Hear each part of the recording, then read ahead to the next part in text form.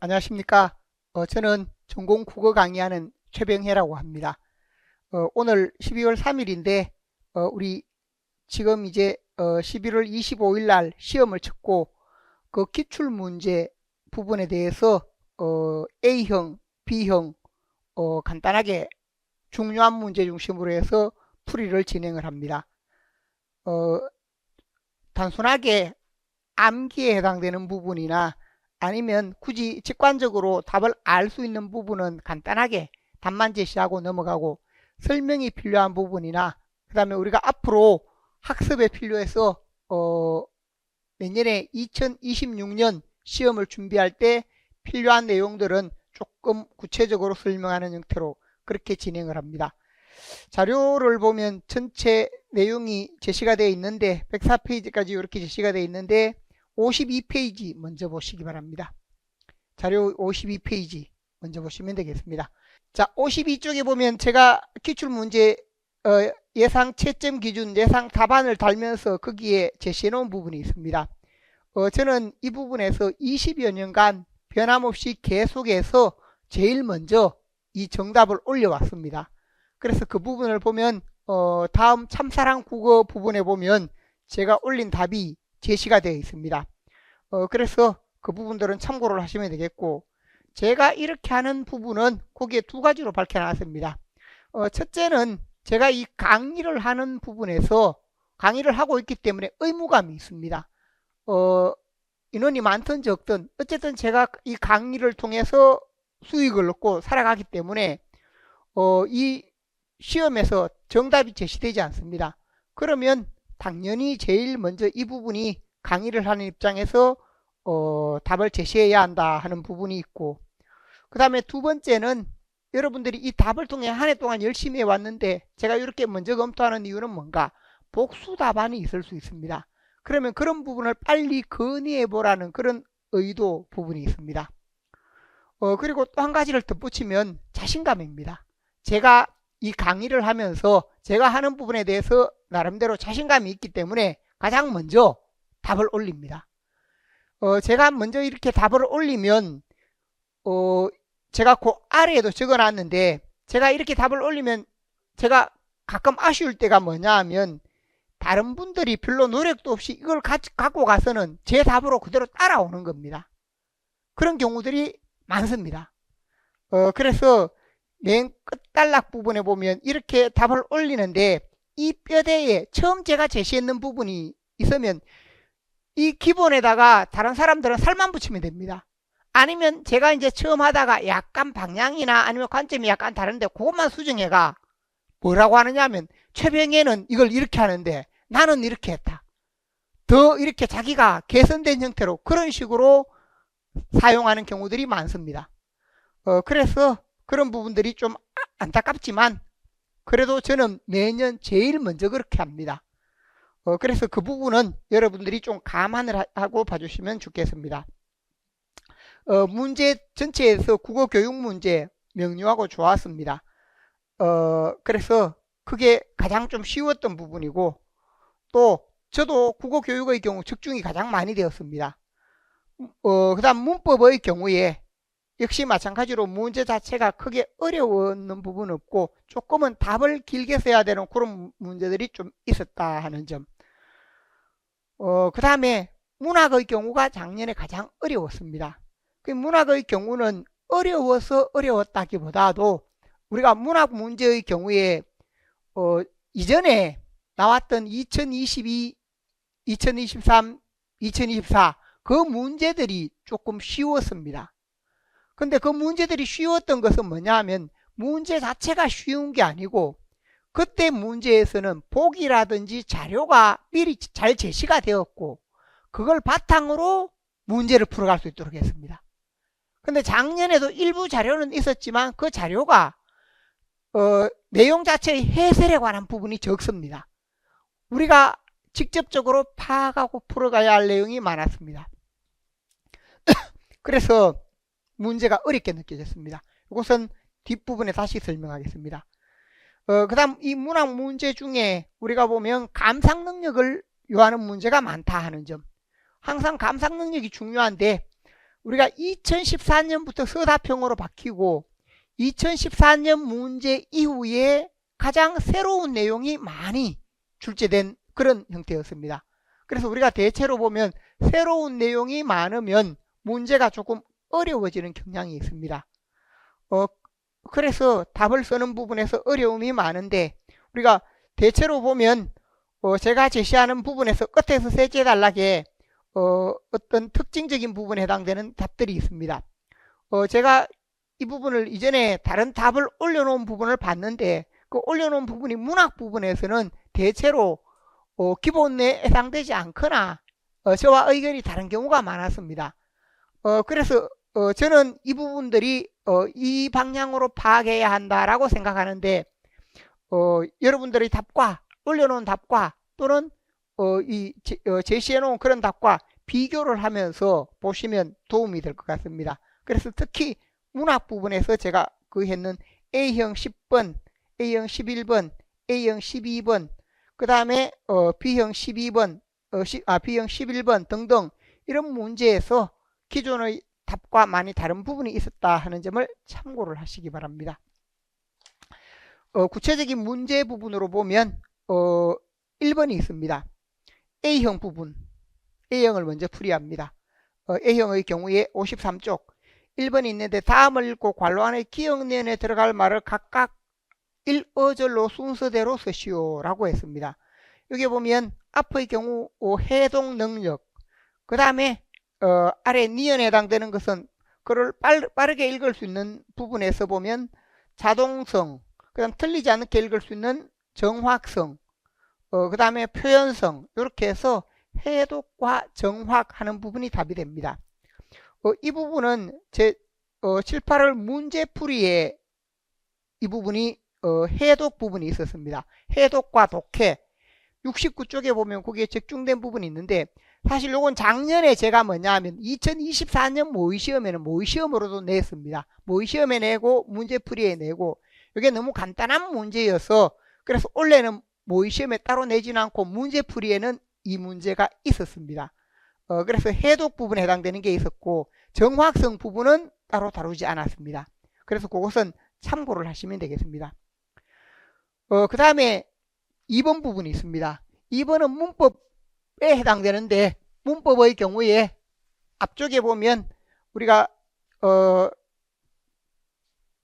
처음에 1번의 경우 잡았다, 1번의 경우 잡았다 해서 이게 뭐냐면 잡혔다. 여기 잡았다가 하면 잡았다의 경우 누가 무엇을 잡다 이렇게 해서 다음 달에 여행 계획을 잡았다 이렇게 되는 부분에서 여행 계획이 잡혔다 이렇게 되죠. 그러면 이 부분의 경우에 타동사에서 피동사가 됩니다. 피동사는 늘 자동사가 됩니다. 피동사는 자동사가 되어서 이 부분의 경우 서술어 자리수에서 보면 두 자리에서 이렇게 되면 한 자리로 이렇게 바뀌게 되는 부분을 생각을 할 수 있습니다. 도로가 차들로 막았다. 이렇게 되어 있는데 도로를 차들로 막았다. 이렇게 되는 부분이죠. 그래서 원래는 타동사 부분인데 니은도 마찬가지입니다. 도로를 차들로 막았다. 이렇게 되는 부분에서 역시 마찬가지로 두 자리에서 한 자리가 되는 예. 그래서 여기 타동사는 기본적으로 같지만 타동사에서 피동사로 되는 부분이고 2번의 경우 엄마가 아이에게 연필을 잡혔다 라고 할 때 이 부분이 잡히다 라고 했을 때 문제에서 보면 아이가 연필을 잡았다 이렇게 됩니다. 두 번째 여기도 마찬가지인데 이 부분의 잡았다 라고 했을 때 역시 아이가 연필을 잡았다, 아이가 연필을 잡았다 타동사입니다. 여기서의 경우에도 타동사인데 엄마라는 새 주어를 넣어서 엄마가 아이에게 연필을 잡혔다 이렇게 되면 이때 잡혔다의 경우에는 여기서 잡혔다의 경우에는 사동사가 됩니다. 이 사동사가 되면 여기서는 두 자리가 되는데 여기서는 한 자리가 늘어나서 세 자리가 됩니다. 사동사가 되는 형태로. 그래서 사동사도 물론 이 부분의 경우 타동사, 목적어가 있기 때문에 타동사이기도 합니다. 그래서 타동사에서 사동사가 되면 자리수는 달라진다. 자리수는 늘어나게 됩니다. 피동사가 되면 하나가 줄어들고 그 다음에 사동사가 되면 한 자리수가 늘어난다 하는 점. 그래서 우리가 여기서 보면 타동사의 경우 1번의 예는 피동사가 되는 예, 2의 경우 타동사가 사동사가 되는 예, 이렇게 될 수 있습니다. 그래서 형성된 피동사들의 경우에는 무엇이 같다? 1기역과 1니은에서 히에 의해 형성된 피동사들의 경우에 무엇이 같다?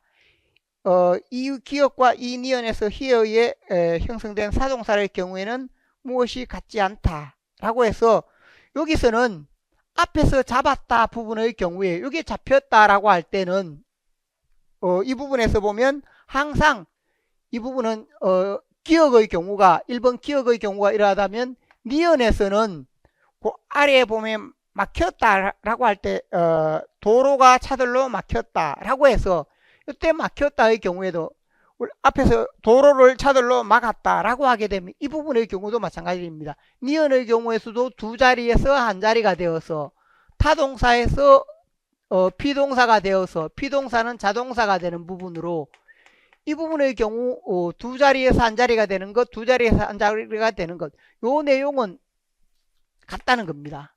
그래서 서술어 자리수 혹은 서술어 자리수 하는 부분은 이 부분의 문장구조가 같다라는 의미로 아니면 이 부분의 경우 논항의 경우에도 답이 된다라고 생각을 합니다. 논항이 같다 이런 경우 같지만 여기에서는 보면 두 자리에서 잡혔다의 경우 세 자리가 되는데 여기 기역의 경우 이렇게 되고 여기에서 니은의 경우는 뭐가 되는가 하면 그는 난로에 물을 덮였다라고 하게 되면 이 부분은 덮이다라고 하는 말은 원래는 덮다에서 덮이다 이렇게 됩니다. 덮다에서 덮이다. 그러면 이 부분의 경우 덮이다는 뭐가 되는가 하면 요 문장에서 그는 난로에 물을 덮였다라고 할 때 이 부분의 경우에는 사동이 됩니다.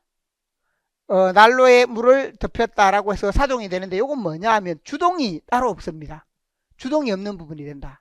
그래서 덮다라고 할 때 난로가 물을 덮다 이게 안 된다는 겁니다. 그러면 이 부분과 관련되는 게 뭐가 있느냐 하면 단어는 데우다가 있습니다. 데우다. 난로에 물을 데웠다. 근데 데우다라고 하면 이것은 이 데우다와 덮다, 덮이다와 데우다 하는 부분은 의미는 같습니다. 의미는 같은데 이 부분이 뭐가 되는가 하면 원래 날이 덥다 아니면 우리가 날이 덥다든지 온도가 덥다라든지 이렇게 말을 할 때와 덥게 하다 라는 부분이 이 부분이 타동사 그 다음에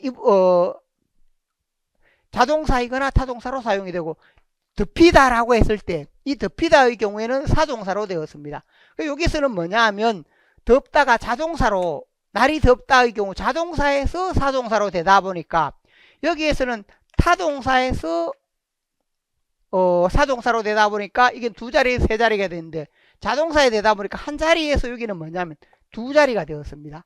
그러다 보니까 이 부분의 경우 문장구조 즉 앞에서 보면 잡혔다는 세 자리이고 여기에서는 두 자리가 되다 보니까 이 부분에서 똑같습니다. 서술어 자리수가 같지 않다. 문장구조가 같지 않다. 논항이 같지 않다. 라고 이런 내용이 각각 답이 된다라고 생각을 합니다. 자, 그래서 2번의 경우 앞의 기역은 서술어의 자리수 부분이 되겠고 그 다음 아래에 내려와서 그 아래 보면 피동사에 잡히다. 피동사의 잡히다에 여기 잡히다 여기에 잡히다 각각 히가 결합이 되었습니다. 잡히에 해당되는 잡은 각각 뭐냐 각각 앞의 경우에 뭐라고 했습니까? 이 부분은 자동사이고 피동사이지만 자동사 이 부분은 사동사인데 타동사 그래서 각각 여기서는 자동사와 타동사 로 설명할 수 있습니다. 자동차 동사인데 순서 바뀌면 안 됩니다. 자, 그래서 2번의 경우 이렇게 문제를 풀어가면 되겠고, 그 다음에 3번 부분이 있습니다. 3번은 두 가지로 나누어서 볼 수 있는데 1번의 경우 밥 먹어, 밥 먹으라고 했을 때 먹어와 먹어요 이렇게 되지요. 먹어의 경우에는 먹다 뒤에 해체 종결 의미가 왔습니다. 그 다음에 여기서는 요가 와서 이 요는 뭐가 됩니까? 문장을 종결해주는 종결보조사이면서 여기서는 뭐냐면 상대를 높여주는 부분이 있습니다.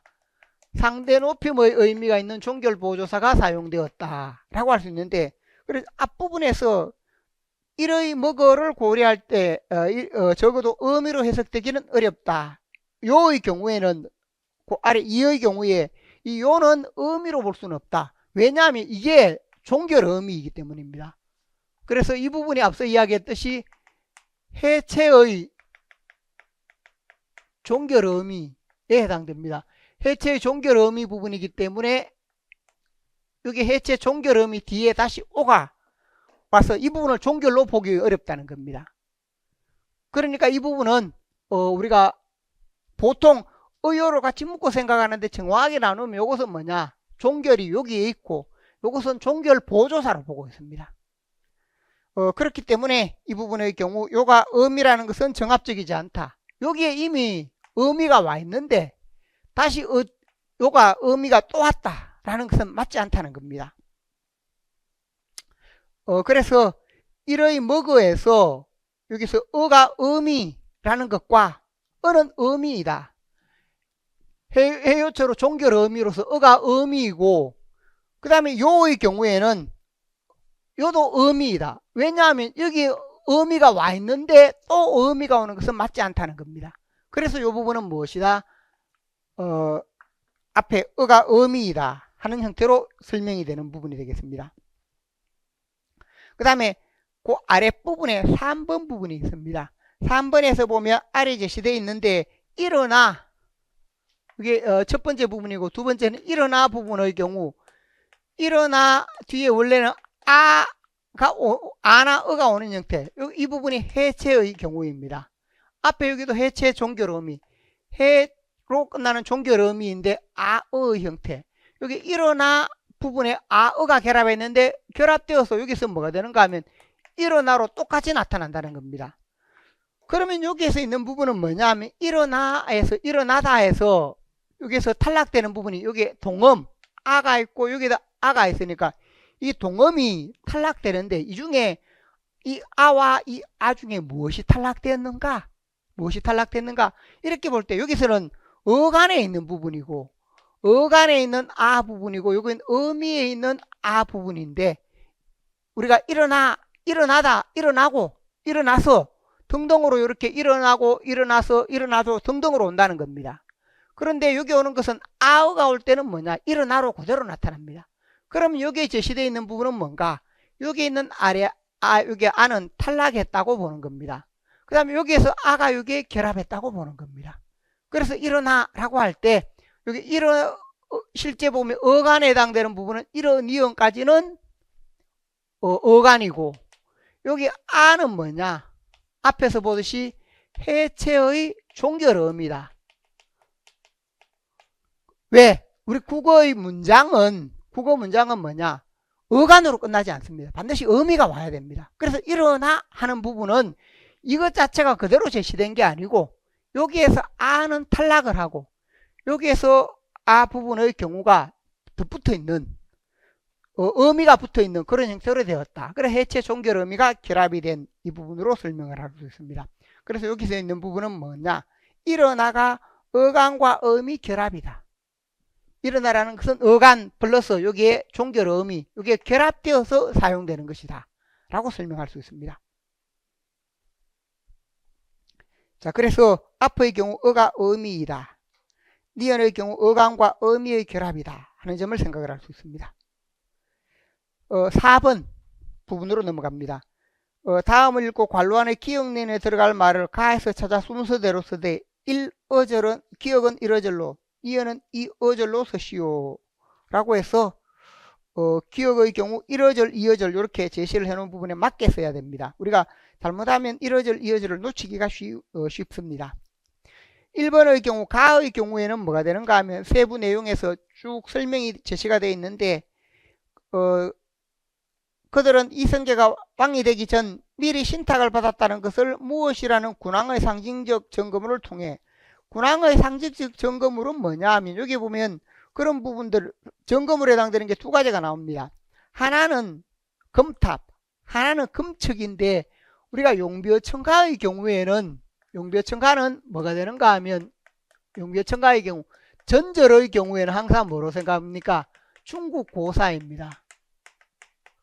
후절의 경우가 우리나라 6조 6임금 태조 이성계를 비롯해서 목조, 익조, 도조, 환조 6임금에 해당되는 것. 그래서 우리가 조선의 왕에 해당되는 것이다.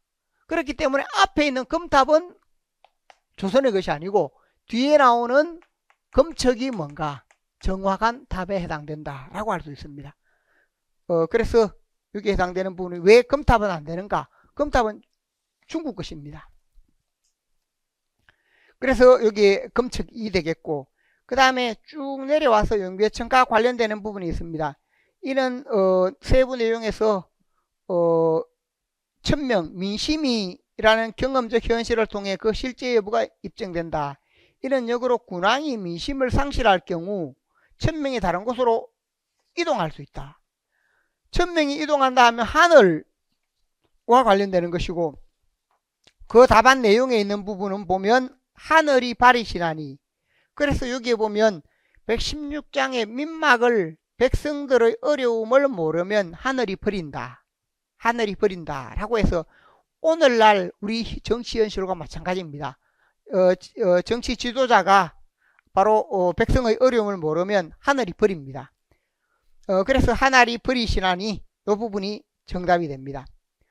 용벼천가 부분은 제가 이 부분을 용벼천가 문제풀이에 다른 지문들이나 용례는 다루었는데 여기 있는 새로운 지문들이 나왔습니다.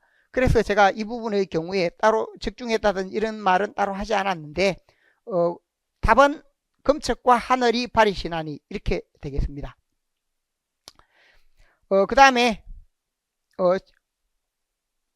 5번의 경우에 우리 71쪽에 보면 적중된 부분이 있습니다. 71쪽에 그 자료가 있으니까 참고를 하면 되겠는데 우선 문제부터 보면 이 문제에서 사안에 대한 개인적 관련성이 높으면 허용 혹은 거부 의미가 넓다. 개인적 관련성이 높다. 내가 그것에 대해 잘 알고 있으면 찬성 반대가 높다. 우리가 예를 들면 원자력 발전이라고 하자. 원자력 발전을 잘 알면서 뭘 하는가? 찬성한다. 잘 알면서 반대한다. 이런 사람들은 바꾸기가 쉽지 않다는 겁니다. 근데 그게 잘 모를 때 관련성이 적을 때 오히려 그 부분이 쉽게 바뀌어질 수 있다 하는 게 첫 번째 해당되는 내용입니다. 그래서 허용 혹은 불기의 범위에 있다라고 할 때 관련성이 적으면 그 부분이 바뀌기 쉽다. 근데 또 관련성이 크다. 그 부분에 있다는 것은 관련성이 크다. 내가 잘 알고 있다라고 할 때는 태도 변화 가능성이 적다 하는 게 가에 있는 내용입니다. 그 다음 나에서도 마찬가지인데 청중의 태도 변화 가능성이 낮을수록 태도 변화 가능성이 낮다라고 하는 것은 관련성이 크다는 겁니다. 그래서 그 표 부분을 보면 표에서 쟁점에 대한 청중의 의견이다라고 해서 쟁점에 대해서 낮다라고 하는 것은 바꾸기 쉽다는 겁니다. 쟁점에 대한 청중의 개인적 관련성이 낮다. 낮음으로 되어 있는 것은 이건 뭐냐? 바꾸기 쉽다. 쉽게 말하면 바꾸기 쉽다라는 것이고 여기에서 개인적 관련성이 높다. 높음은 뭐냐? 높다는 것은 바꾸기 어렵다라는 겁니다. 앞에서 제가 원전과 관련지어라고 말씀을 드렸습니다. 그렇게 설명할 수 있고 그 다음에 주장에 대한 청중의 기존 입장 반대 부분이다 라고 할 때 반대할 때와 중립인 경우가 있다. 그러니까 반대할 경우에는 반대한다라고 할 때는 바꾸기가 또 어렵습니다. 그 다음에 중립의 경우에는 오히려 쉽다. 이렇게 그 내용에 해당되는 부분들을 이렇게 나눠보면 여기 이에 따라서 반대하는 경우 보면 앞에 있는 부분이 조건 1이 여기에 해당되고 조건 2가 여기에 해당되고 그 다음에 조건 2가 이 부분에 해당되고 조건 3 조건 4 이렇게 된다는 겁니다. 그러니까 이 부분에서 보면 어렵고 바꾸기 어렵다라고 할 때 이게 가장 어려운 것이 조건 2가 되겠고 가장 쉬운 것이 뭐냐? 조건 3입니다. 이렇게 대립이 되어서 가장 어렵다, 가장 쉽다라는 관계가 성립합니다. 자, 그래서 문제에서 보면 김 교사가 기억에게 조건 1에서 4 중 무엇을 제시했을까? 기억이 뭐냐? 발표 능력이 높은 학생. 발표 능력이 높은 학생은 당연히 뭡니까? 어려운 것을 제시하게 됩니다. 그래서 조건 1을 제시한다 라고 설명할 수 있습니다. 그래서 그 부분에서 이런 부분에 따라서 바꾸기가 어렵고 관련성이 높고 그 다음에 그 학생이 반대를 하기 때문이다 해서 그에 따라서 조건 1을 제시한다 라는 내용이 제시가 되어 있습니다. 그 설명을 보시면 되겠고, 두 번째, 김 교사가 기억에게 제시했을 조건에서 A, B, C 중 어느 것이, 즉 여기 과정에 이게 어려운 학생입니다. 그러니까 발표 능력이 높은 학생, 발표 능력이 높은 학생에게 이 부분이 제시가 된다라고 했습니다. 높은 학생에게는 이 부분이 제시가 되는데 이 학생의 경우에 그럼 발표를 할 때 또 다른 관점에서 뭐냐? 반론을 소개하고 이를 반박하는 것. 또 반론을 소개할 뿐 반박하지는 않는 것. 반론을 언급하지 않는 것. 그 ABC 중에 어느 것이 설득에 가장 효과적인가? 여기서 청중이 제시가 되어 있으면 좋은데 제가 주의라고 해서 거기에 현재는 아마 까맣게만 되어 있는데 주의 영상으로 보는 분들은 이게 빨갛게 되어 있을 겁니다. 교양이나 지식 정도가 높은 청중이면 A, 지식 정도가 낮으면 C 이렇게 되는데 청중의 정보가 없습니다. 청중의 정보가 없고 근데 발표 능력이 높은 학생의 경우이기 때문에 발표 능력이 높은 학생의 경우에 어떻게 하는가? 즉 우리가 실제로 뭐냐 하면 지적 능력이 낮거나 바꾸기 쉬운 사람들은 뭐냐? 일면 메시지로 하면 됩니다. 그런데 지적 능력이 좀 높거나 원래 청중에 따라서 이 부분이 양면적 메시지를 사용하라라고 할 수 있습니다. 지적 능력이 높은 경우에 이렇게 되는데 현재는 뭐가 없는가? 발표 능력이 높은 학생만 있고 청중에 대한 정보가 제시가 안 되어 있습니다. 청중에 대한 거. 그래서 청중에 대한 정보는 명확하지 않기 때문에 그래서 이에 따라서 답을 할 수밖에 없고 발표 능력이 높은 학생의 경우에는 뭘 하는가? 반론을 소개하고 이를 반박하는 양면적 메시지를 활용하는 이 부분이 좀 더 효과가 있습니다. 이 부분이 효과가 있다. 그래서 여기 해당되는 부분은 뭐다? A가 해당된다 하는 점. A 부분으로 앞에서 조건 2 부분과 A 부분에 해당됩니다. 참고로 이것은 71쪽에 잠깐 보면 우리 71쪽 부분에 보면 제가 했던 문제 중에 뭐가 있는가 하면 71쪽 72쪽에 최종 보충 문제 58번 제가 보충 문제를 마지막에 쭉 해서 제시를 해준 부분이 있습니다. 그래서 겉모습에 얽매이지 말자. 청자의 지적 수준에 따른 메시지 사용 전략. 일면 메시지보다 양면 메시지를 사용할 때 효과. 양면 메시지가 나타난 부분을 제시하고 화자 입장 제시 순서에 대해 설명하라 라는 이런 게 있었는데 거의 답안 내용으로 보면 비슷합니다. 예시 답안에 보면 청자의 지적 수준이 낮으면 일면 메시지 설득에 효과가 있고 청자의 지적 수준이 높으면 양면 메시지가 설득에 효과가 있다. 양면 메시지를 할 때는 뭔가 주장하는 내용을 더욱 신뢰하고 선호하게 되고 또한 메시지를 제시한 화자의 공신력을 높여주게 된다. 그래서 뭐냐 하면 양면 메시지를 활용한다 라고 할 수 있습니다. 그래서 이와 관련되는 부분이 전체가 다 같은 것은 아니지만 이 부분에 따라서 보면 우리가 청자의 지적 수준이 높다라든지 이렇게 청자와 관련지어서 지적 수준이 높을 때 우리가 높은 부분으로 발표 능력이 높은 학생에게 이 부분이 제시가 될 수 있고, 또 지적 수준이 높을 때 우리가 양면 메시지를 활용한다라는 부분에서 여기에서 연관성이 있는 그런 문제로 볼 수 있습니다. 다음으로 6번. 그래서 5번이 조금 이렇게 어떻게 보면 쉬운데 여기 그림 부분만 잘 이해하면 쉽게 파악할 수 있는 문제였습니다. 6번. 다음을 읽고 고쳐쓰기 교수학습 방안에 대해서 작성 방법에 따라 설명하라. 여기서는 이거 크게 어려운 문제는 아닌데 A, B 이렇게 제시가 되어 있어서 A, B 부분으로 현재 이 부분의 경우에도 그 A 부분은 뭔가 어법상의 정확성과 글 내적 구조의 완결성이라고 해서 이 부분에 해당되는 내용은 문제에서 보자면 우리가 형식주의 혹은 전통주의에 해당되는 부분으로 이렇게 볼 수 있는 부분이고, B의 인지주의 작문 이론에 해당되는 것. 그래서 그 고쳐쓰기에 해당되는 부분이 있다 하는 점. 그 다음에 필자의 자기중심성을 완화할 수 있는 전략을 고쳐쓰기에서, 필자의 자기중심성은 뭔가 필자가 너무 주관에 빠져 있거나 아니면 편견이나 선입견에 빠져 있을 수 있습니다. 그걸 바꾸기 위한 그런 의미 문제로 볼 수 있습니다. 그래서 여기에 해당되는 내용 형식주의와 인지주의 입장이 제시가 되었고, 그 다음에 예상 독자와 소통하는 단계에 이르지 못한 부분이 바로 필자의 자기중심성, 그리고 이걸 바꾸기 위해서는 돌려읽기 전략. 그러니까 이 내용의 경우에도 73쪽에 보면 적중된 부분이 내용이 제시가 되어 있습니다. 이건 두 가지 문제가 결합이 되어 있는데, 문제 부분에서 보면 73쪽에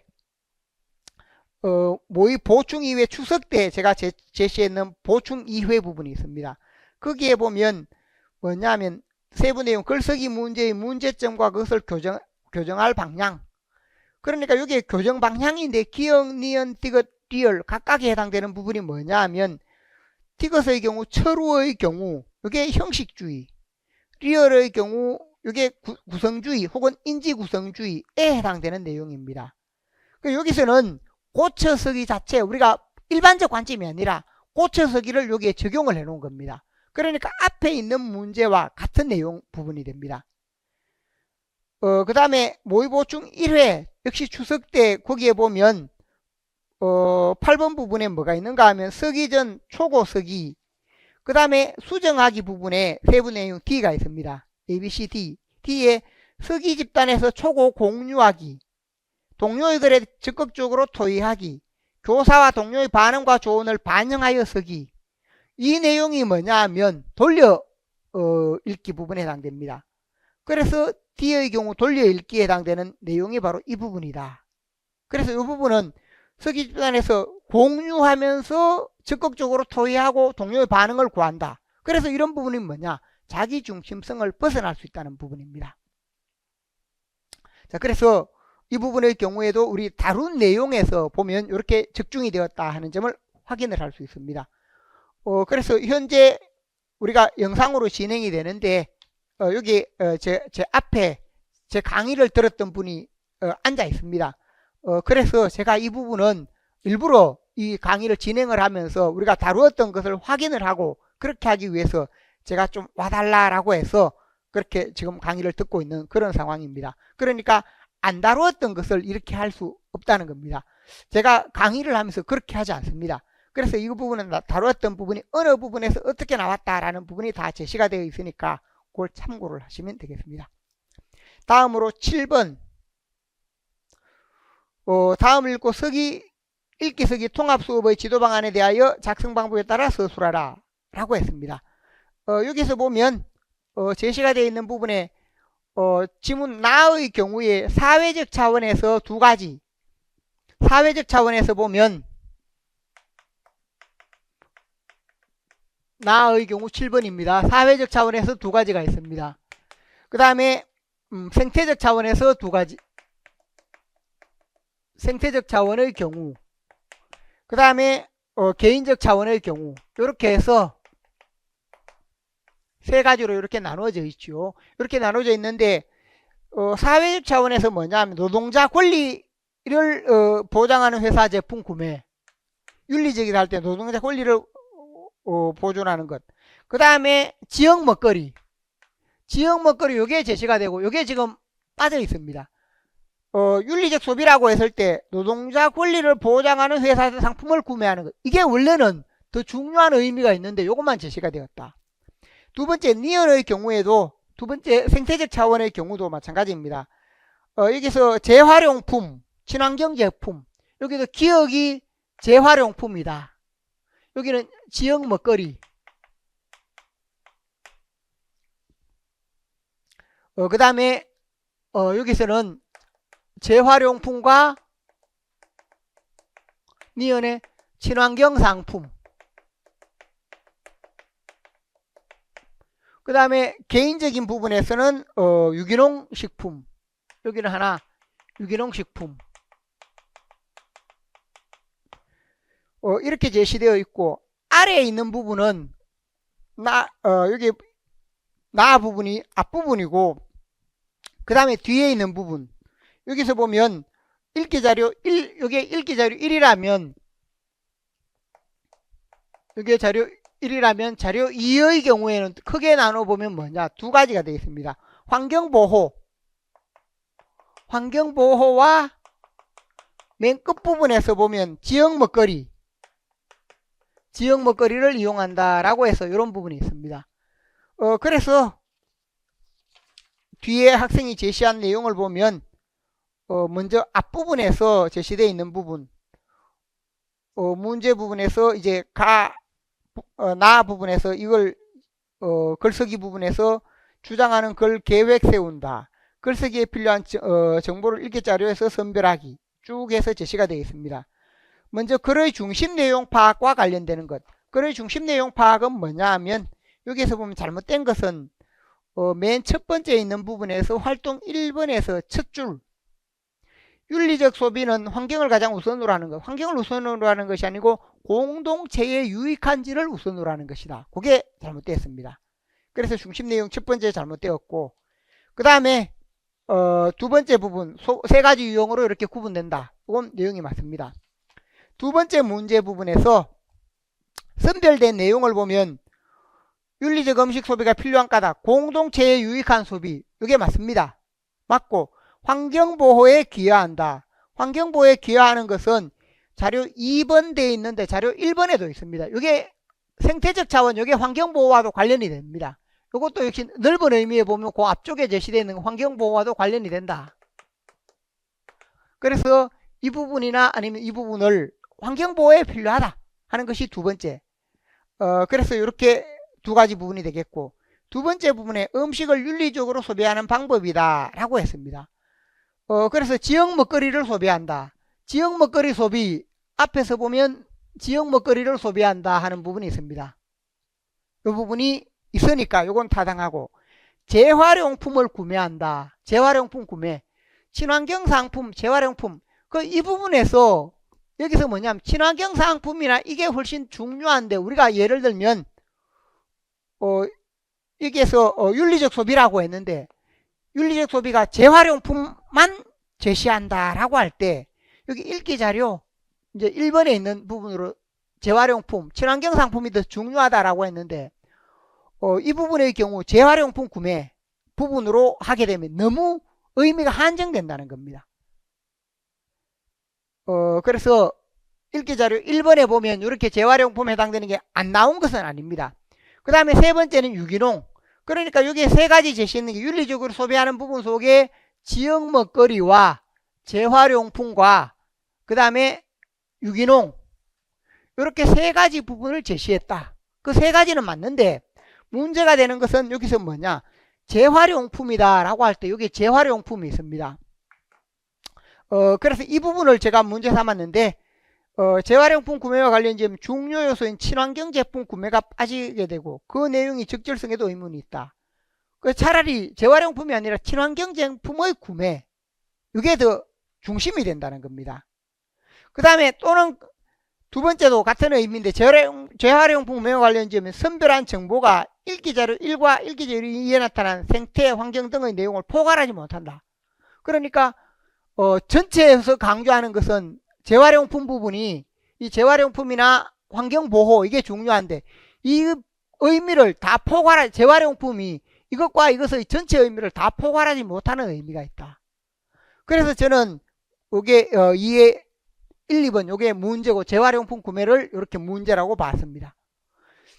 근데 이건 관점에 따라서 제가 복수 답안이 가능하다 그랬죠. 왜냐하면 여기에 해당되는 부분도 이 부분도 마찬가지입니다. 사회적 차원의 문제도 우리가 뭐가 더 중요한가라고 할 때 그건 세 번째 제가 제시했는데 지역 먹거리 소비 둘 다 나옵니다. 우리가 윤리적 소비는 지역 먹거리를 소비하는 것이다. 그래서 그것도 나와 있는 내용으로는 맞는데 그 중에 중요한 게 뭐냐? 노동자의 권리를 보장하는 회사의 상품을 구매하는 것. 이게 기업.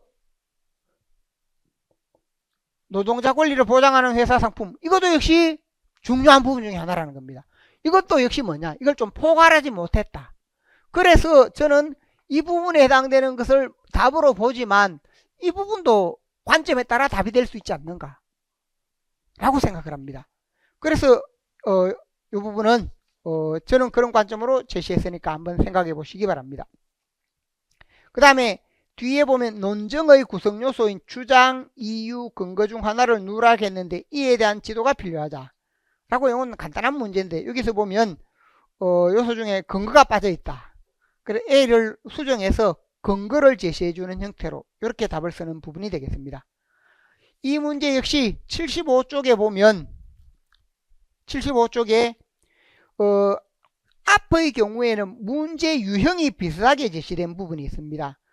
앞에 예문은 생략이 되어 있는데 틀린 문제를 찾는 것. 글쓴이 의도, 목적, 관점, 숨겨진 주제 등을 추론할 때 우리가 이 문제에서 보면 1회 전공 B형 7번에 이런 문제가 있었습니다. 추론하면서 내용이 뭐가 틀렸는가라고 해서 ABC라고 해서 틀린 내용을 찾는 이런 유형. 그래서 내용을 보고 파악할 수 있는 부분으로 이제 예문이 있으면 이 부분은 문제 유형, 내용이 같지는 않습니다. 그러나 유형은 거의 같은 형태로 이렇게 볼 수 있다 하는 점. 내용을 제시해 놓고 핵심 내용 파악하는 부분. 그게 앞의 문제는 유형이 비슷하고 그 다음에 뒤의 문제 부분은 68번에 보면 이것도 뭐냐 하면 앞쪽에서 제가 보충 마지막 부분에 보충으로 시험 최종 보충 문제 함께 묶어서 구주차에 주었던 겁니다. 거기에 보면 설득을 위한 글의 점검하기 여기 A, B, C 이렇게 제시를 해놨습니다. A, B, C를 제시하고 여기서 보면 문제 부분이 뭔가 앞에 세부 내용 속에 설득적 논증 구성 차원에서 A, B, C의 역할을 서술하라. 그래서 여기서 보면 A의 경우는 뭔가 B의 경우는 뭔가 그래서 여기 구체적인 부분에서 논증을 하기 위해서는 주장 그 다음에 뒷받침할 수 있는 근거 주장과 근거와 이유 이렇게 제시가 됐는데 그래서 여기서 보면 세부 내용에서 C의 경우는 주장이다. A의 경우에는 이유이다. B의 경우에는 근거이다. 이런 식으로 문제가 제시가 되어 있었습니다. 주장, 근거, 이유. 그러니까 여기 있는 문제보다 훨씬 더 좀 명확하게 이렇게 제시된 그런 형태로 이 문제가 있었습니다. 자, 그래서 이것도 역시 참고를 하시면 좋겠습니다. 그 다음 8번 문제. 8번 문제에 보면 자료 1은 과제에 대한 한 학생의 답안 중 일부이고 자료 2는 그에 대한 교사와 학생의 대화 중 일부이다. 그래서 문제 1, 문제 2, 문제 3 이렇게 해서 기억의 경우 처음에 잘못 파악하니까 파생을 하고 했는데 코웃음의 경우 코웃음 이렇게 돼서 이것은 뭐냐면 웃음이 파생어가 다시 합성어가 되어서 어근과 파생어의 결합이다 라고 해서 이것도 합성어가 되는 예입니다. 그래서 그 부분이 틀렸다 하는 점. 그 다음 대묻다 뒤흔들다 바삭대다 바삭거리다 돼 뒤 이것의 의미 파악하는 부분. 그 다음에 아침 점심을 아점이라고 하는 것과 대입하는 부분 이런 세 가지 부분이 있습니다. 그래서 기억과 같이 말한 이유를 합성어 또는 파생어의 정의에 근거하여 그 기억의 경우가 코웃음이라고 하면 뭡니까? 어근과 어근이 결합한다는 겁니다. 그리고 어근과 어근 속에 코웃음의 경우에는 우리가 첫 번째 부분에 보통 어근과 어근이라고 하는데 이 어근 속에서는 뭐도 포함될 수 있는가? 파생어가 합생된 내용도 포함이 된다는 겁니다. 어근이라고 했을 때 그래서 파생어가 된 부분 그래서 여기서 보면 어근이라고 할 때 보통 어근이거나 아니면 파생어라고 하면 여기는 어근 플러스 접사가 결합된 이 형태의 경우에도 어근에 해당되고 여기도 마찬가지입니다. 파생어도 포함이 된다라고 해서 어근 플러스 접사가 결합된 형태로 이런 부분도 포함이 된다. 이렇게 파생어. 예를 들면 앞에 있는 부분처럼 코웃음의 경우는 뭔가? 코 여기서는 어근이라는 겁니다. 그냥 어근만 제시가 되었고 여기서는 뭐냐? 웃다의 음이 결합이 되어서 요 경우가 어근에 접사가 온 예가 됩니다. 이런 예도 있고 실제로 보면 어떤 예도 있는가? 걸개 그림하면 걸다의 개가 오고 접사가 옵니다. 걸다 그림 그리다의 또 음이 옵니다. 그래서 여기서는 어근의 접사 플러스 다시 어근의 접사가 오는 이런 형태도 있습니다. 어근 접사 이런 형태도 있다 하는 점. 그래서 이런 부분을 생각을 하시면 되겠고 두 번째는 되와 뒤 하는 것은 의미가 다릅니다. 그래서 이 부분의 경우 의미가 다르다라고 할 수 있는데 되의 경우에 두 번째는 되와 뒤 각각의 의미가 드러나도록 설명하라 라고 해서 의미 되의 경우에는 다시의 의미를 지닙니다.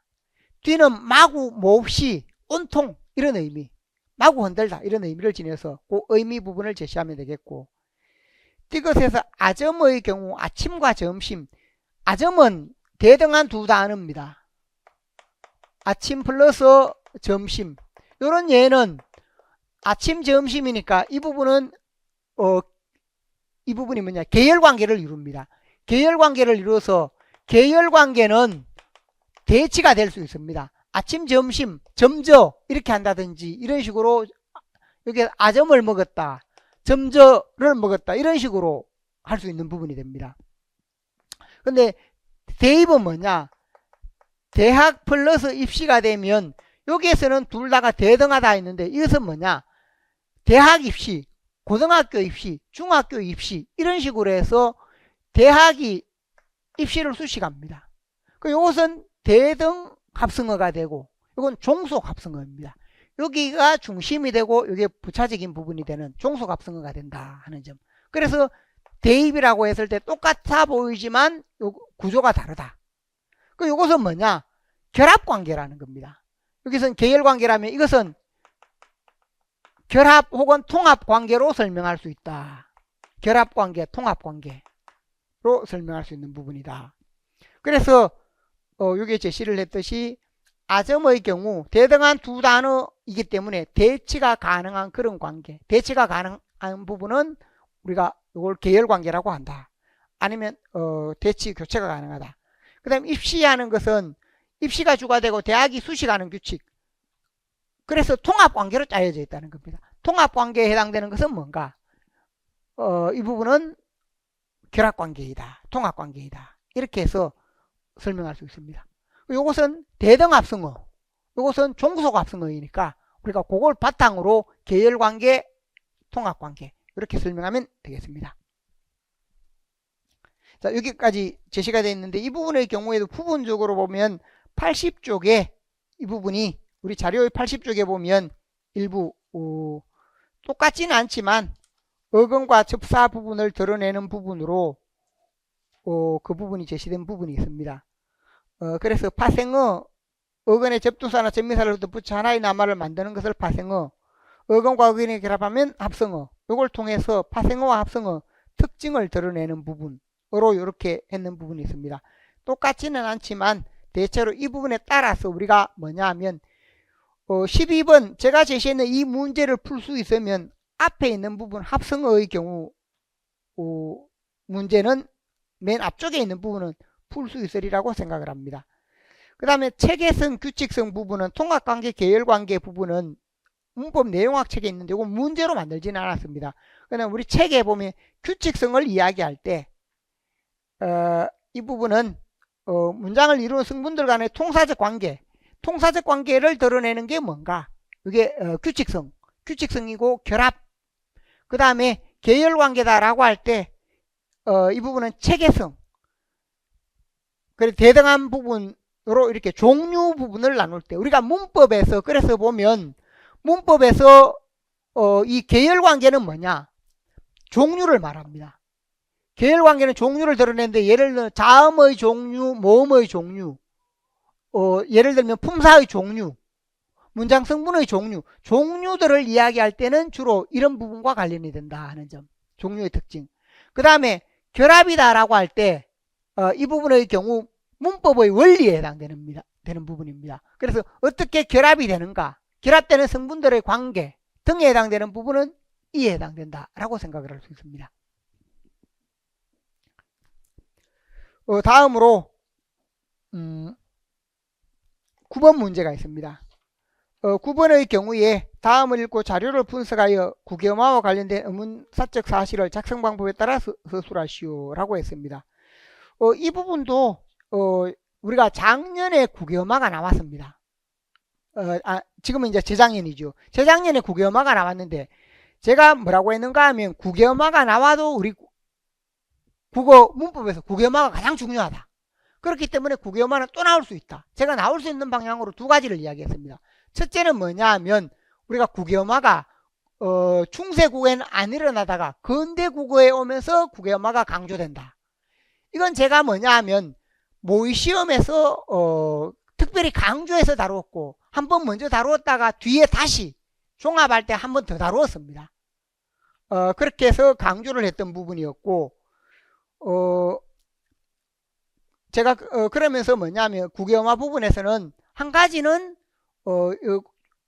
지금까지 여러 가지 다양하게 나왔는데 한 가지 부분은 이제 중세에 없다가 근대에 오면서 근대에서 어문이 치조음이었다가 경구계음으로 바뀌면서 나타난다. 제가 이걸 여러 차례 강조를 했습니다.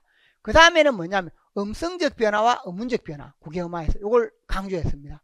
근데 그 중에 하나를 중심으로 해서 이렇게 문제가 나왔다라고 볼 수 있습니다. 그래서 여기에 보면 1번 제시되어 있는 부분에서 1번 자료를 통해서 15세기 국어 찌어서의 어문적 특징을 설명하라 라고 했죠. 15세기 어문적 특징, 저와 저 이렇게 제시가 되어 있어서 어문적 특징 부분이 있는데 이 부분은 현대에서는 우리가 발음이 어떻게 됩니까? 현대와 비교해 보면 잘 알 수 있는데 현대에는 이 부분이 어문 변화에서 반모음 이가 탈락하는 부분으로 나타납니다. 현대에서 이 발음을 하면 저를 현대는 이렇게 적는다는 겁니다. 이렇게 적으면 이것은 뭐냐 하면 우리가 어문으로 보면 이렇게 이렇게 되는 부분에서 이 부분이 탈락해서 이 부분은 뭐냐 하면 이것과 같은 형태로 원래는 이 부분이 있었는데 이게 그래서 이렇게 되면 이 부분이 반모음 탈락이 일어난다 라고 할 수 있습니다. 반모음 탈락이 일어나는데 여기에서 일어나는 것은 뭐냐 하면 이 부분에서 탈락이 일어나는 것은 이 부분이 지어시고 반모음 이가 있습니다. 이것은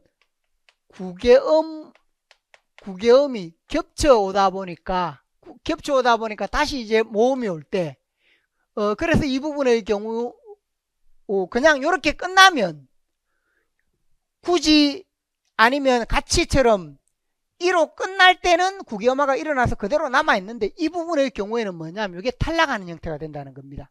현대에서는 그래서 이게 반모음 탈락으로 나타나는데 중세에서는 이게 그대로 실현되어서 저 하면 저로도 이렇게 되고 저로도 되고 똑같이 이렇게 실현이 되었다는 겁니다. 그래서 이 부분이 대립해서 나타났다라고 하는 것이 첫 번째 부분입니다. 아래도 마찬가지입니다. 1번은 15세기에 지어선 치조음이어서 지역과 모음 연세와 지역과 이계 이중 모음 연세가 대립되어 나타났다. 치조음이어서 이 부분의 경우 치조음이었다는 겁니다. 그러니까 이때는 이 부분이 뭐냐? 현대는 이게 국외음인데 이때는 중세는 뭐다? 중세는 이게 국외가 아니고 치조음이었다. 치조음이니까 이렇게 대립이 되었다. 근데 현대는 똑같이 국외음이니까 발음이 불편하게 된다는 겁니다. 그 다음에 2번에서 제시된 내용에 보면 기억의 이유를 국외음화 발생 조건과 관련하여 설명하라. 기억의 이유. 15세기 국어에는 국외음화가 존재하지 않았다. 제가 여러 차례 강조했는데 이 부분이 뭐냐? 치조음이었으니까 똑같이 불편하다는 겁니다. 디귿, 지읒 부분이 똑같이 치조, 이때 보면 디귿은 설음이고 지읒은 치음입니다. 뒤에 이나 반모음 이가 오더라도 같은 위치다 보니까 똑같이 불편함을 느낍니다. 치조이고 이것은 경국예이고 그 시기에는 D, G 발음이 똑같이 어려웠다는 겁니다. 그런데 뭐가 되는가 하면 지읒이 뭐로 왔다? 지읒이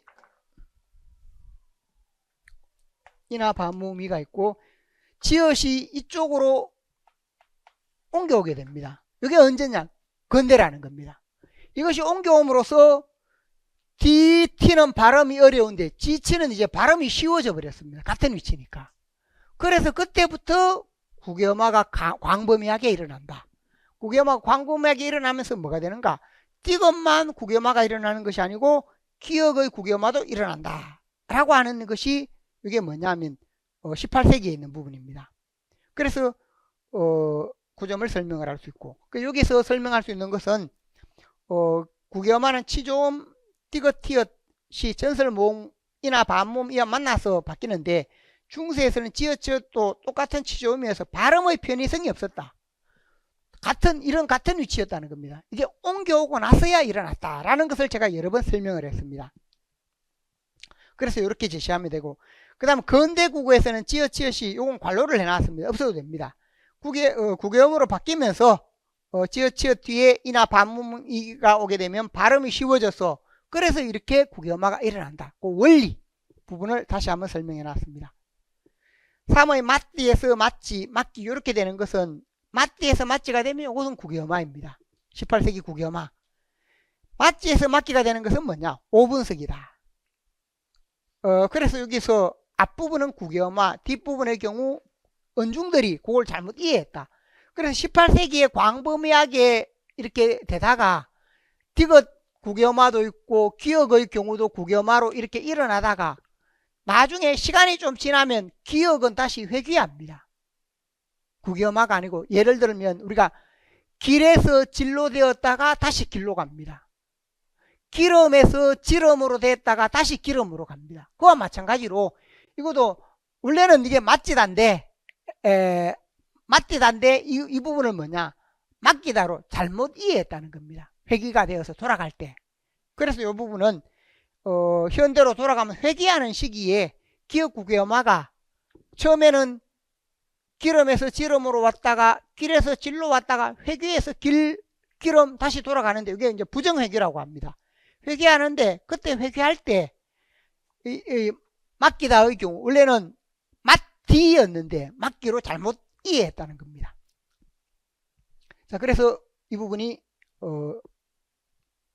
답이 되겠습니다. 자, 그래서 이것은 앞부분 문제는 제가 여러 번 국외음화 강조했고 뒤에까지 다루지는 못했지만 앞부분의 경우 국외음화와 관련되는 부분은 제가 이 부분을 중세에서 근대 국어 차이로 설명한다든지 세부 설명 속에 그 부분이 담겨 있었습니다. 중세 국외음화가 있었느냐라고 해서 이렇게 물으면서 그런 형태로 이렇게 설명했는 부분이 있었고 교재 속에서도 제가 이 부분을 특히 강조를 했습니다. 국외음화 중에서는. 그래서 그 부분을 참고로 보시면 앞의 문제, 뒤에까지는 아니라고 하더라도 앞의 문제 부분은 이렇게 좀 쉽게 풀 수 있었다 하는 점을 생각을 합니다. 그 다음에 뒤에 이어지는 부분이 10번 문제입니다.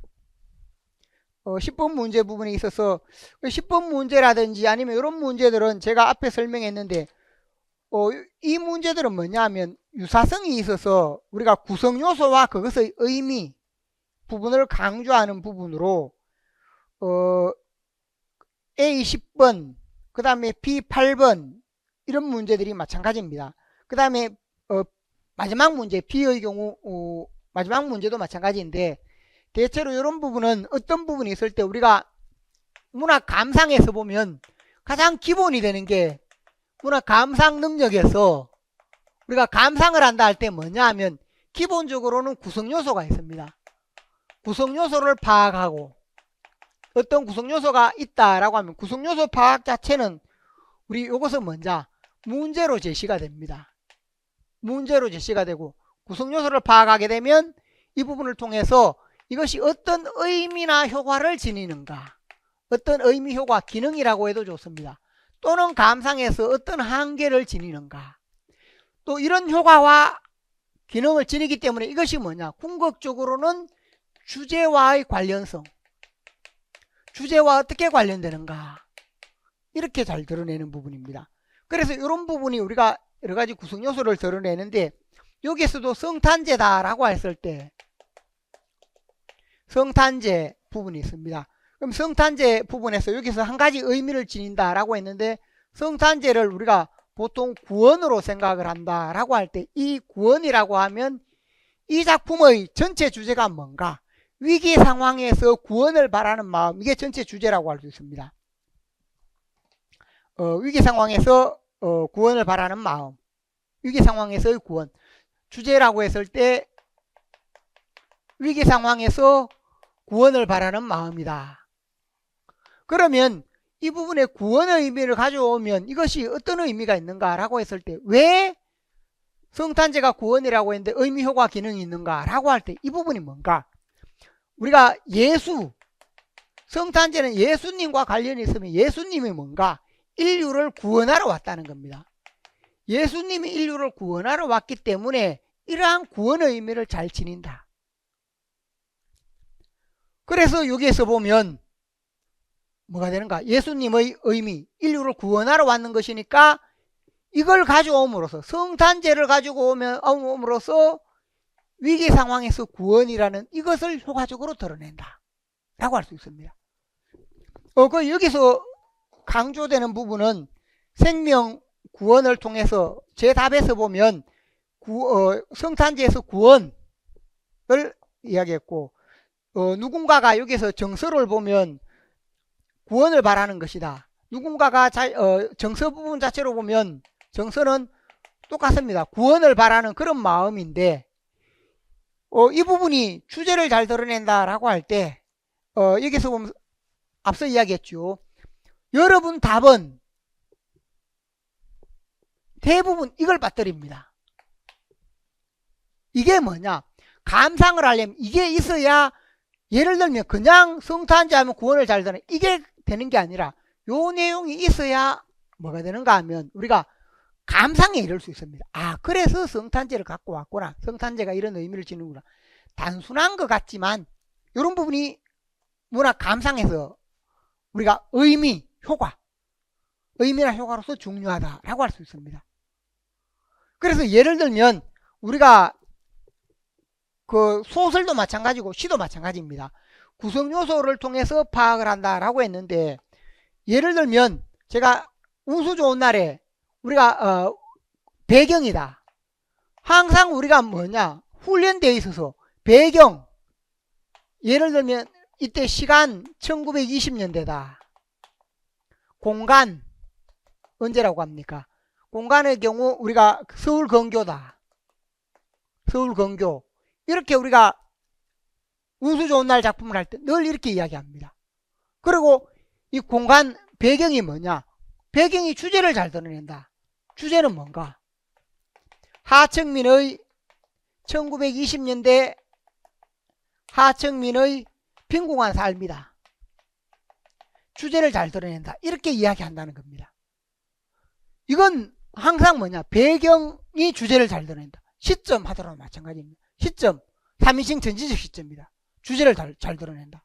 이렇게 말은 하는데 정작 이걸 설명을 안 한다는 겁니다.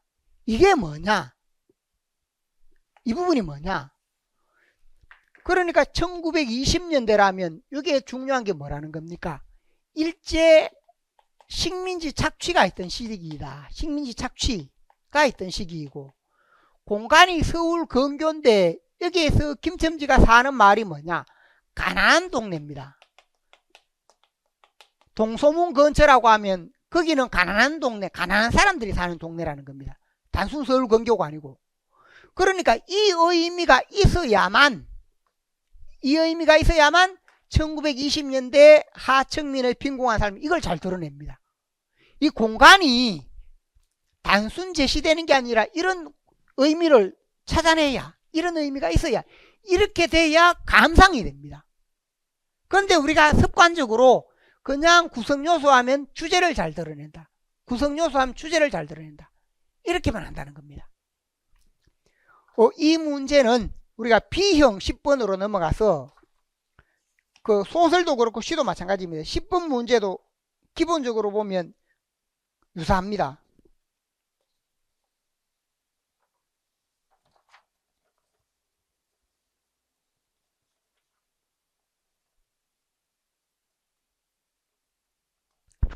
이게 잠깐만요.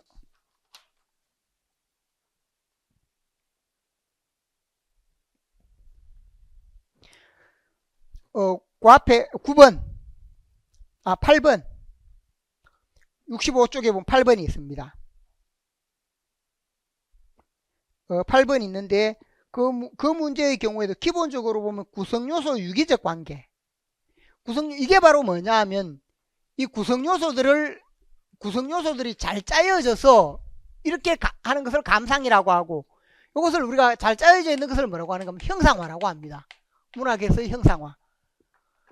그래서 형상화된 부분, 유기적 관계, 구성요소들이 잘 짜여져서 작품을 이룬다라고 했고, 거기에 보면 시상의 상승 구조에 맞추어 바람과 푸른 것들의 특성을 구별하여 말해보자.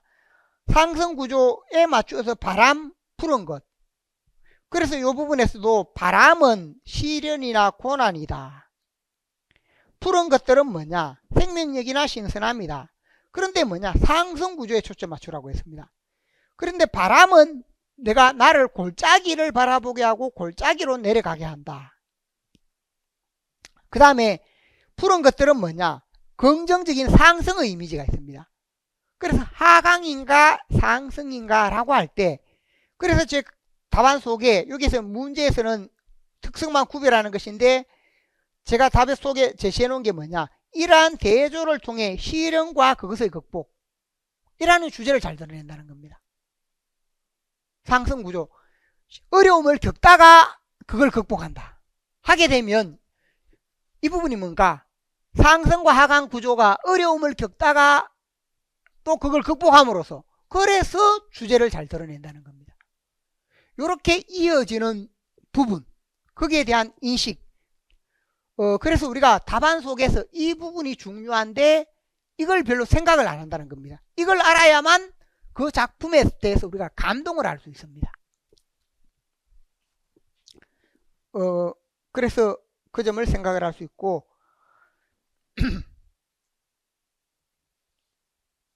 앞으로 다시 돌아가겠습니다. 이 10번과 관련되는 그런 문제 부분은 제가 이 부분은 지문은 따로 다루지 않았는데 유형을 보면, 그 문제 유형을 보면 82쪽에 보면 문제가 있어서 세부 내용에 보면 82, 83쪽에 문제가 있습니다. 그 중에 기억의 의미 및 이것과 가까운 대상이다 라고 해서 의미 부분을 파악하는 것, 그 다음에 의미 부분을 파악하는 부분이 있고, 그 다음에 그 아랫부분에 보면 문제 부분에 뭐가 있는가 하면 두 번째 문제가 실제 나왔던 문제 중에 A의 반복적으로 나타나는 시각적 이미지 표현 방법, 이미지 표현 방법이 있고, A가 환기하는 상황을 디귿의 관점에서 서술하라. 제가 여기에서 시대 배경이라고 적어놨는데, 거기에 시대 배경이 있는데, 그래서 여기서 시대 배경이라고 했을 때 이게 뭐냐? 오장환의 이 작품이 보면 오장환의 성탄제이고, 그러면 1930년대 작품, 1930년대라면 이때는 뭐가 되는가? 일제의 강압적인 식민지 정책에 의해 우리 민족이 위기에 처한 상황이다. 여기서 위기는 일제 식민지에 의한 위기입니다. 그런데 이것을 뭐냐면 독재라든지 아니면 일제 식민지를 제대로 답을 해놓은 부분이 없었습니다. 그러니까 여러분이 이 부분은 뭐냐, 직관적으로 제가 문학을 하면서 계속 강조했던 게 뭐냐, 어떤 작가나 어떤 시인이 있으면 항상 문학사 속에 시대를 먼저 연관을 지으라고 했습니다. 어떤 작가가 몇 년대 작가냐, 그리고 몇 년대의 시대 배경이 뭐냐, 제가 문학에서 누누이 강조했던 부분입니다. 근데 답을 보다 보니까 이걸 제대로 이렇게 정답으로 이렇게 하는 게 제가 하나도 못 찾았습니다. 이건 뭐냐, 직관적으로 우리가 제시해야 되는 겁니다. 30년대 작가다 하면 일제 바로 강점기구나. 그래서 이런 부분에서 보면 여기에 훈련이 되어 있었는데, 제가 이용학의 작품인데 이건 오장관은 아니지만 오랑캐꽃 끝부분에 제 문제, 이용과 동일시되는 대상을 시대 배경과 관련해서 두 가지 설명하라. 바로 윤관 장군도 있지만 이런 부분은 오랑캐꽃은 뭐냐, 일제강점기 일제에 쫓겨 유민이 되어 떠돌던 우리 민족이다. 이런 식으로 이용학이거나 오장환이거나 아니면 만해 한용운이거나 이런 시인들의 경우에도 다 시대와 관련지어야 됩니다. 그래서 이건 사회문화적 맥락에서 늘 강조되는 기본인데 이런 부분을 잘 안 드러낸다 하는 점. 그 다음에 그 아래에 있는 형상화된 작품 감상하기에서 구성요소와 주제의 관계, 기억에 나타나는 상징, 상황, 형식이 있으면 이런 부분이 뭔가, 이런 하나의 요소들입니다. 이런 요소들이 어떤 의미나 효과를 지녔고 주제와 어떤 관련이 있다.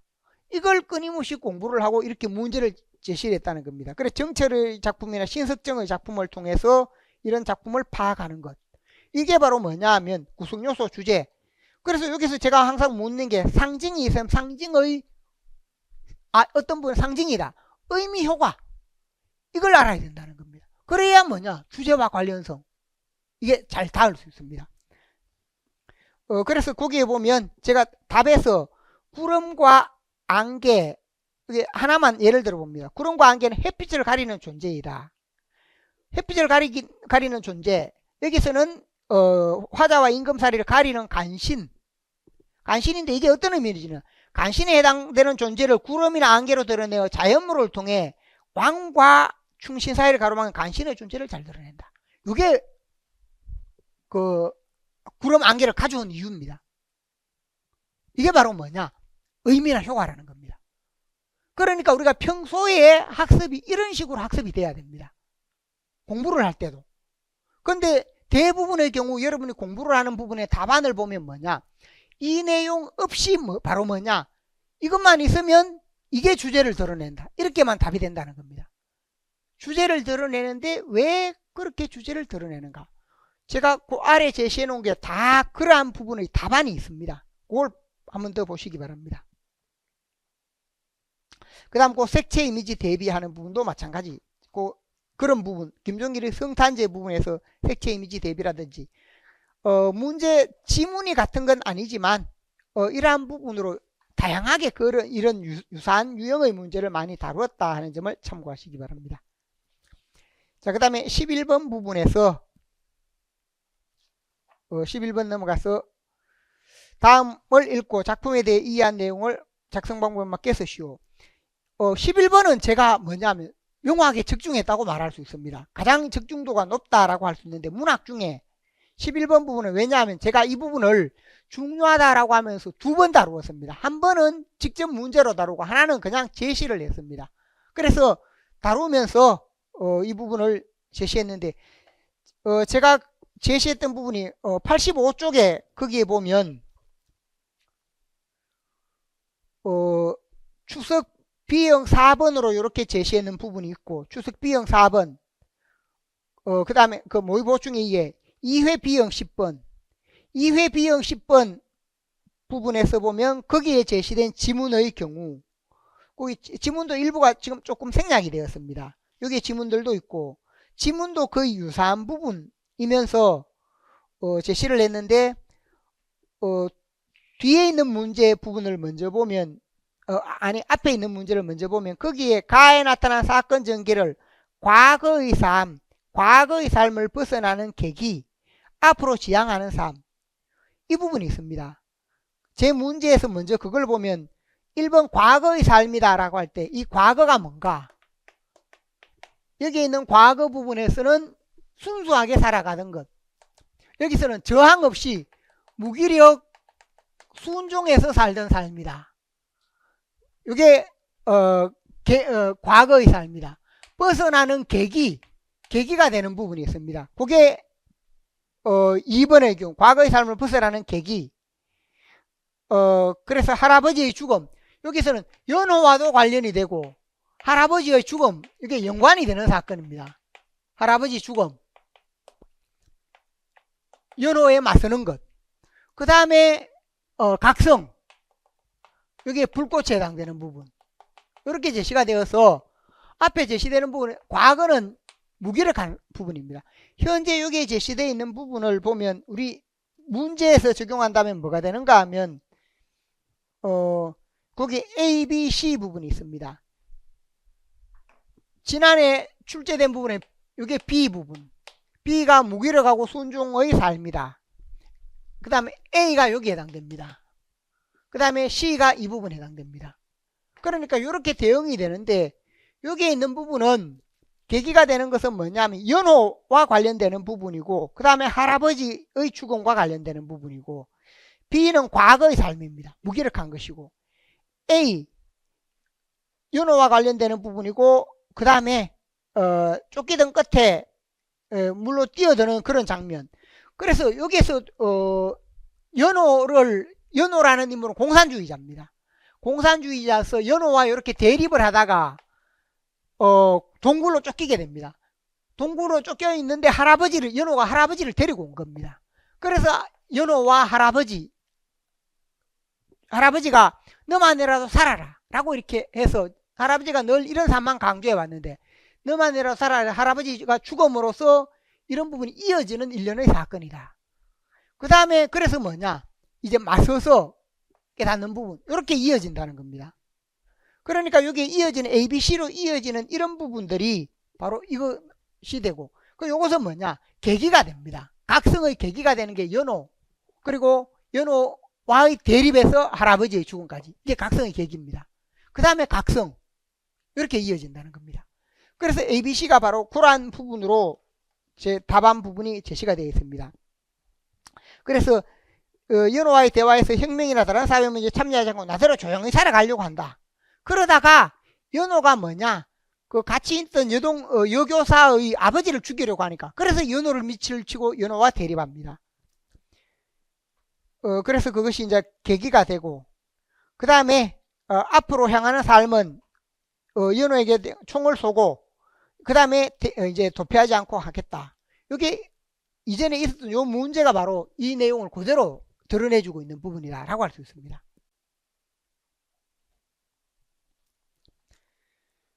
그 다음에 그 뒤의 문제 부분에 보면 이게 앞의 건 지문도 거의 유사하고 내용이 비슷합니다. 뒤에 있는 불꽃 청부업자, 그 다음 또 그 속에 보면 대립되는 인물로서 조용한 인간들이다.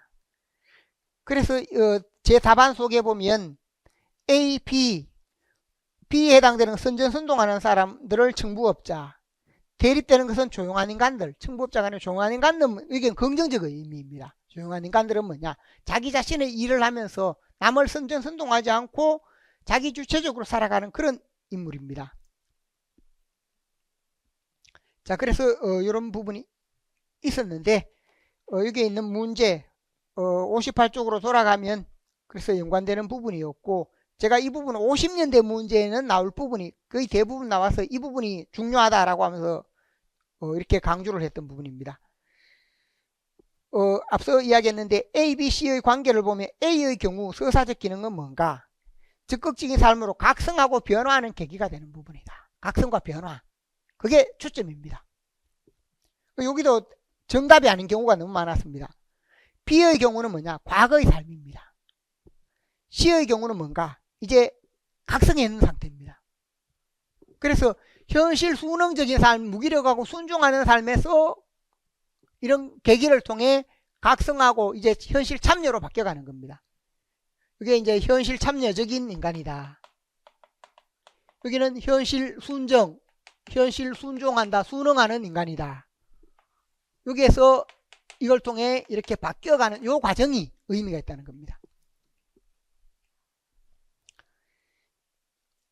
그렇게 제시했고, 그 다음에 A에 제시된 부분 명시적으로 부각되면 이뤄진 나 자신을 찾아야 한다. 이뤄진 나 자신을 찾아야 한다 라고 해서 불타는 삶의 의욕은 뭔가? 이제 나 자신을 찾아야 한다. 나 자신을 찾는 게 바로 이 부분이다. 현실 참여적인 부분. 그 다음에 세부 내용에서 마지막 문제, 기억리를 활용 이 작품의 주제의식 서술하는 것. 주제의식에 대한 서술. 기억의 경우, 여기서는 앞에 있는 기억은 부정적인 의미입니다. 기억의 경우 묵이라는 군중은 뭐냐? 이런 삶입니다. 묵이라는 군중. 그러면 여기 조용한 인간들의 세계가 왔나? 묵이라는 군중이거나 여기에 있는 건 묵인, 그 다음에 청부업자. 이게 같은 의미입니다. 청부업자들은 뭐냐? 묵이라는 사람들이 이끌고 다니는 겁니다. 둘 다 부정적인 것이고, 그래서 여기 오는 것은 뭐냐? 조용한 인간들은, 여기서 조용한 인간들은 뭔가? 스스로 나름대로 참여하는 인물이면서 청부업자처럼 선전선동하지 않는 그런 부분으로 조용한 인간들은 긍정입니다. 요건 둘 다 부정입니다. 이런 시대 속에서는 사람들을 이끌고 선전선동하는 사람도 있고, 그 선전선동하는 사람이 있으면 묵인하는 사람은 뭐냐? 이끌려온 사람들입니다. 둘 다 부정적이다 하는 점.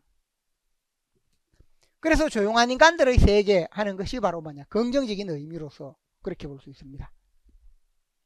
그래서 현실 도피적이고 수동적인 소극적인 삶의 기억의 벗어나서 현실 참여적이고 주체적이고 적극적인 삶의 추구, 그게 바로 니언이다. 조용한 인간들이다 라고 설명할 수 있습니다. 기억을 벗어나서 니언의 추구. 그 다음 12번, 다음을 읽고 작품의 특징을 보기를 참고하여 작성 방법에 맞게 서술하시오. 12번 문제가 있습니다. 12번 문제 부분에 보면 이 부분에서 우언이다 라고 해서 우언, 우화, 우위 등으로 설명을 합니다. 의인화된 사물을 통해 인간 세계에 대한 작가의 태도를 드러낸다 라고 했고, 그래서 이 부분에서 보면 가의 경우에도 꽃을 의인화했습니다. 나의 경우에도 꽃을 의인화했습니다. 그러니까 거기에 나에 나오는 인물들, 조례선생, 수양처사, 동리, 은일, 이런 부분은 꽂히면서 곧 뭐냐? 신선입니다. 꽂히면서 신선이다. 그래서 니언에 있는 것도 꽃을 의인화했고, 이런 사람들과 있었기 때문에 뭔가 끝부분에 꿈을 깨고 나니까 뭐가 되었다는 겁니까? 술기운이 몸에 배어있고 꽃향기가 옷에 배어있다 라고 되는 겁니다. 그 점을 참고를 하고, 문제에 보면 기억과 니은이 왕에 대해 보이는 은행의 대비적 양상을 쓰고, 은행의 대비적 양상, 가와 나의 공통적으로 나타난 A, 은행의 대비적 양상을 쓰라 라고 했습니다. 가에서는 보면 앞에 가의 경우에는 뭐냐? 백두홍이 왕에게 하는 부분에서는 공손하다. 공손하면서도 뭐냐? 그러나 대화 내용으로 보면 태도는 공손한데 여기 행동의 경우 이런 부분에 해당되고, 그 다음 말의 경우는 뭐냐? 왕에게 비판하는 내용입니다. 왕에게 비판한다 하는 점. 그런데 나의 경우 은행에서 보면 이 부분은 뭐냐? 태도의 경우에는 이 부분이 기본 예의, 여기는 공손하지만 기본 예의, 절을 하진 않습니다. 기본 예의만 지킨다. 아주 공손한 것은 아니다. 그냥 이렇게 기본 예의는 지키되, 여기서는 뭐냐? 내용으로 보면 여기 주고받는 것은 뭐냐? 칭찬이나 찬양입니다. 그래서 저는 답을 이렇게 생각했습니다. 태도는 공손한데 왕에게 궁극적으로 비판하는 내용으로 담겨있고, 여기는 기본 예의만 지키는데 내용 자체로 보면 주고받는 것은 뭐냐? 서로 찬양하고 칭찬하는 내용들입니다.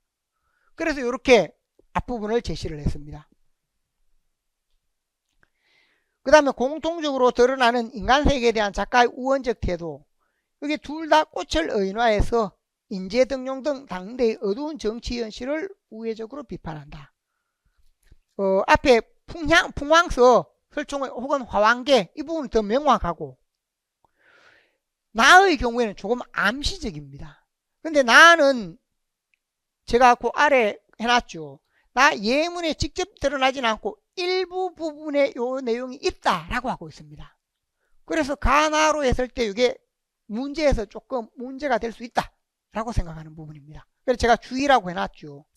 그 나 작품의 경우에도 꽃을 통해서 부분적으로는 정치에 대한 것을 문제 삼는데 여기에서는 명확하지 않다는 겁니다.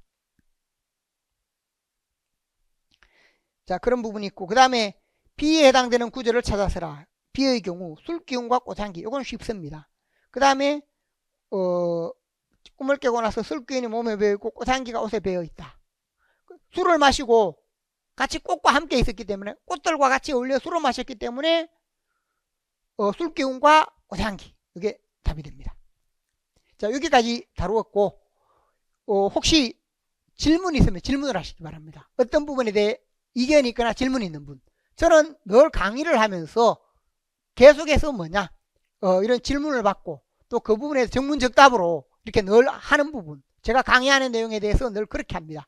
질문이 있으면 혹시 있습니까? 60페이지 예, 방금 했던 부분 60페이지 B에 해당하는 구절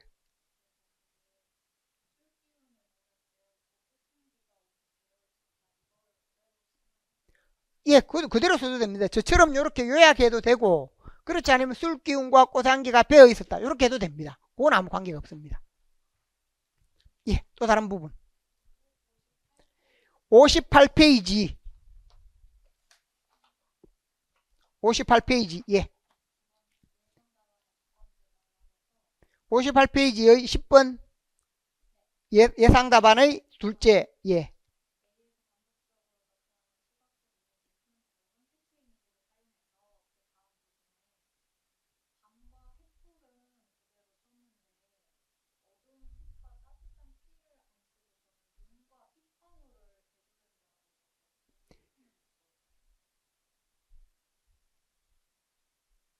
눈과 빗방울 예 저는 어두운 숲과 따뜻하다 어둡다와 따뜻하다 이 부분으로 했는데 그 흰 눈과 그 다음 눈과 빗방울 요것도 답이 되겠네요. 오히려 제 답보다 오히려 그게 더 가능성이 있을 수 있겠습니다.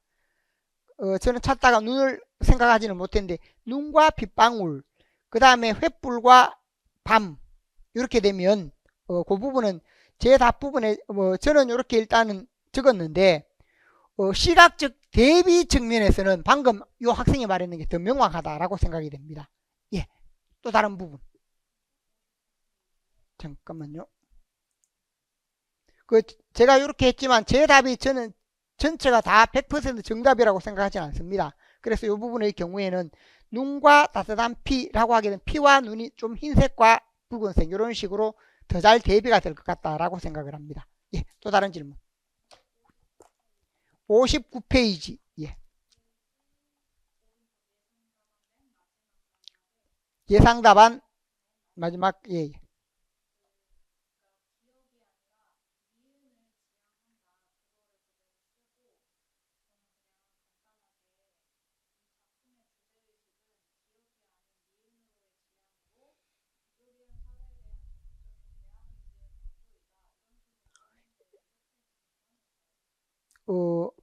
기업과 니은을 활용하여 라고 했는데 여기 이제 활용의 정도가 어느 부분이냐 여기 이제 저는 기억의 의미 니은의 의미를 밝혀서 제시했고 앞에 질문에 있는 분은 뭐냐 하면 기억의 경우는 기억을 벗어나서 니은과 관련된 삶을 지향하는 부분 니은 부분은 자세하게 설명했습니다. 그렇게 해도 답은 되리라고 생각을 합니다.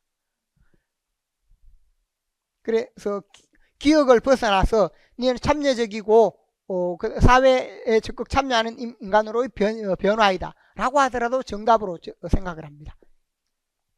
예, 또 다른 질문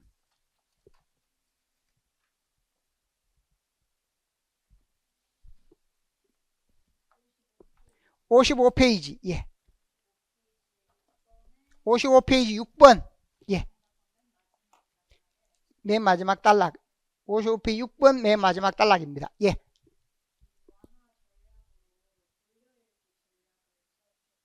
예, 돌려읽기.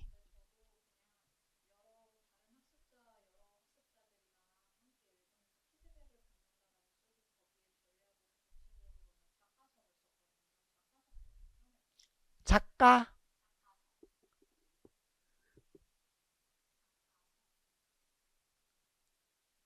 그게 무슨 말이죠? 제가 구체적으로 몰라요.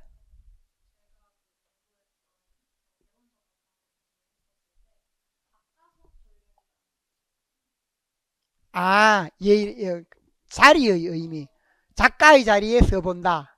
작가의 자리에. 예, 예. 그러니까 돌려읽기 부분을 안 쓰고. 아, 근데 그 부분은 이게 아마 전략으로 보면 돌려읽기 전략이 명확하게 좀 나오거든요. 그렇기 때문에 이 부분의 경우 작가석이라고 하더라도 의미는 비슷하게 이렇게 할 수 있겠는데 어, 보통 고쳐서기 부분에 이게 훑어읽기라고 해. 혼자서 빨리 이렇게 보면서 고치는 거. 그 다음 돌려읽기, 여러 사람이 보면서 이렇게 하는 거. 이게 두 가지가 보통 일반적으로 제시가 되어 있습니다. 그래서 그 부분은 돌려읽기가 더 이렇게 명확한 것 같고, 작가의 자리에 앉아본다 라는 부분은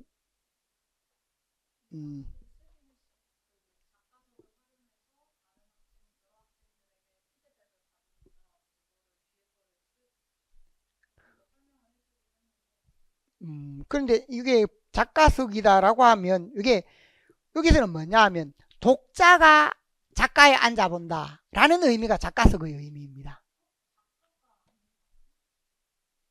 그 필자가 작가지요. 그러니까 보통의 경우 필자는 작가니까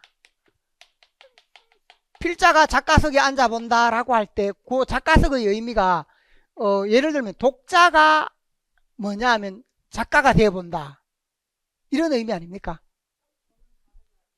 아, 그럼 저도 그 부분을 제가 명확하게 그걸 못해서 보통 필자는 작자입니다. 그러니까 작자라면 작자 자신이 이 작자가 작가석에 앉는 그런 의미. 예예.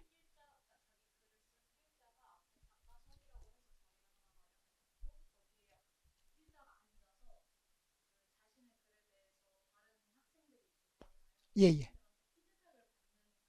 아, 보통 이제 작가 인터뷰의 의미와 유사한 부분으로 작가 인터뷰, 제가 생각할 때 작가 인터뷰다라고 하면 그것도 가능할 것 같습니다.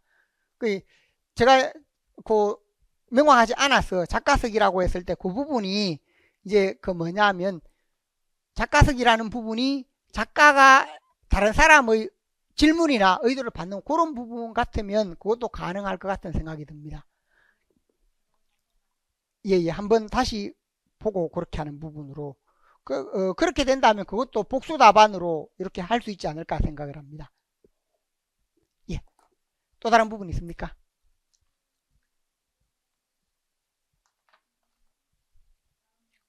없습니까? 예, 그럼 잠시 쉬었다가 비영을 하도록 하겠습니다. 잠시 쉬었다 합시다.